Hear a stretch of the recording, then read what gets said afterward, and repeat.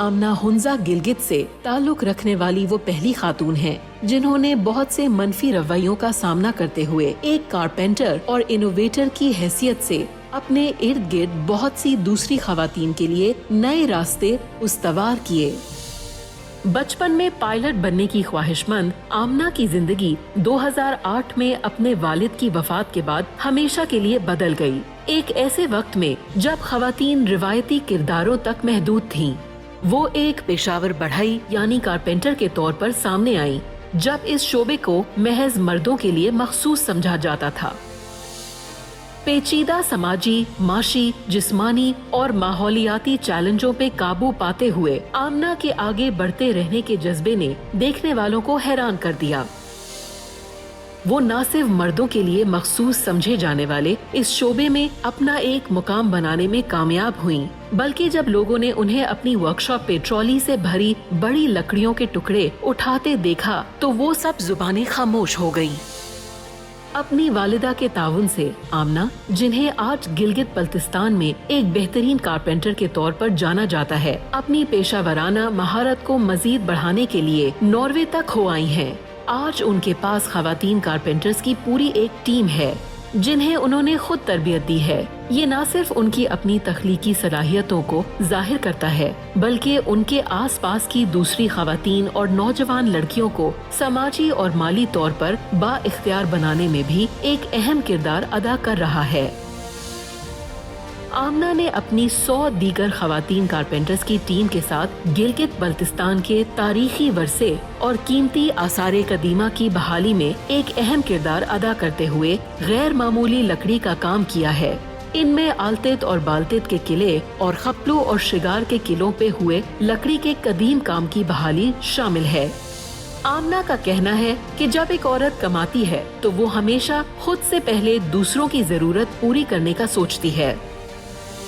हम को आमना की हिम्मत, जुर्रत और उनकी अपने इलाके की खवातीन के लिए नई राहें खोलने के लिए एक भरपूर किरदार अदा करने पर फख्र है। Tell us about yourself. मेरा नाम आमना है और मेरी ताल्लुक़ हुंजा से है और शिकम नामी एक प्रोजेक्ट जिसमें मैं फर्स्ट वीमेन कारपेंट्री का काम करती हूँ और मेरी जो क्वालिफ़िकेशन है वो बहुत ज़्यादा नहीं है, वो मैट्रिक तक मैंने पढ़ी है। How did you choose this male-oriented career?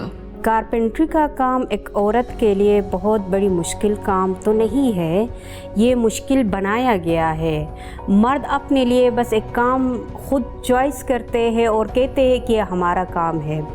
अल्लाह ने हमें बराबर ही पैदा किया है तो बराबर काम क्यों नहीं करना चाहिए।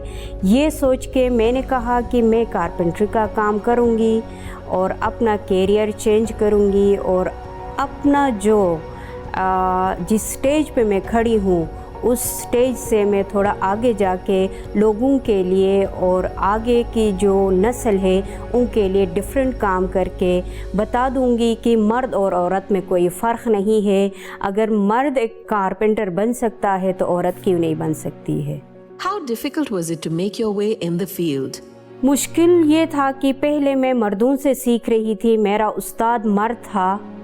क्योंकि फर्स्ट वीमन कारपेंटर होने के नाते मुझे ऐसा लगता था कि माशरे के लोग मुझे किस तरह देखते हैं। औज़ार लेने में भी देखने में भी मेरे लिए मसला था। जब मैंने काम स्टार्ट किया तब कारपेंट्री का काम एक ऐसा काम था कि जो पहाड़ पे चल के जो क्लाइंबिंग करते हैं उनके जैसे बराबर था मेरे लिए, लेकिन ऐसा कुछ नहीं था। हुनर सीखने के बाद मुझे पता चल गया कि सिर्फ मुझे मसला था कहाँ मर्दों से, क्योंकि मर्द को देखकर मुझे लगता था कि ये मुश्किल है। जब मैंने खुद सीखी और दूसरों को सिखाना स्टार्ट किया तो फिर आसान लगा मुझे। Who do you look up to for inspiration when you needed it? मैं अपनी माँ की इंस्पिरेशन लेती हूँ, क्योंकि इस लाइन में जाने का भी मेरी माँ के बड़ी मेहनत है। जब मैं जॉब पे जाती थी फर्स्ट टाइम जब मैं जॉब के लिए गई तो मेरी माँ ने मुझे कहा कि बेटा अल्लाह आपको कामयाब करे। जब मैं उधर गई जिस इदारे में मैंने काम स्टार्ट करना था तो उधर मुझे ये ख़बर मिली कि मैंने कारपेंट्री करना है। तो मैं उधर से वापस हो गई, घर चली गई। मैंने सोचा कि ये काम मर्दों का है, मैं नहीं करूँगी। जब मैं घर पहुँची तो मेरी माँ बेकरार थी, मुझसे बार बार पूछती रही कि बेटा क्या हुआ तुम्हारे जॉब का, बेटा क्या हुआ। फिर मैंने कहा कि माँ मैंने कोई जॉब नहीं करनी है। मेरी माँ ने मुझसे पूछा कि क्या हुआ, क्यों नहीं करनी है, आप ही एक सहारा है जो कि हमें पाल सकती हो, हमें मदद कर सकती हो। मैंने कहा कारपेंट्री कोई ख़वातीन का काम तो नहीं है, लेकिन मुझे कारपेंट्री का ऑप्शन मिल रहा है।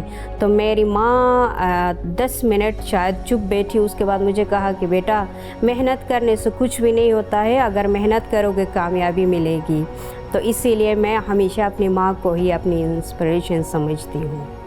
Did you face any pressures while working in your field?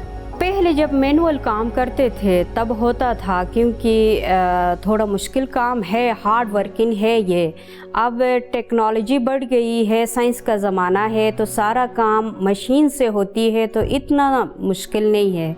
अभी इजी फील करती हूँ मैं। Which incident changed your life?